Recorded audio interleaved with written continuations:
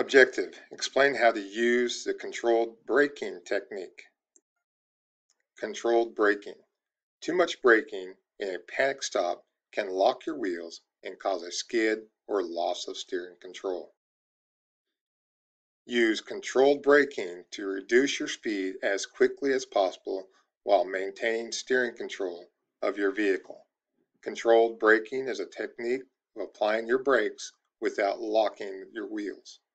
With your heel on the floor, let the ball of your foot press your brake pedal hard enough to slow the vehicle rapidly without locking your wheels. If your wheels lock and your vehicle skids, ease up on the brake pedal just enough to let the wheels start rolling.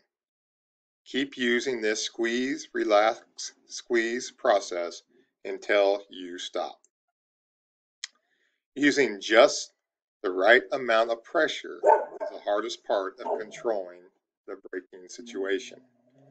To overcome this process, most new vehicles are equipped with anti-lock braking system. If your vehicle has an ABS, just press the brake pedal as hard as you can in emergencies. You may feel a little pulse before the through the brake pedal as near or hear a noise. Don't let up on the brake pedal. Maintain firm pressure until you stop. ABS vehicles will allow you to steer and brake at the same time. They will not enable you to stop in a shorter distance. This diagram shows how far a typical vehicle travels before stopping when braking at 20 miles per hour. Notice the difference tires and road surfaces make.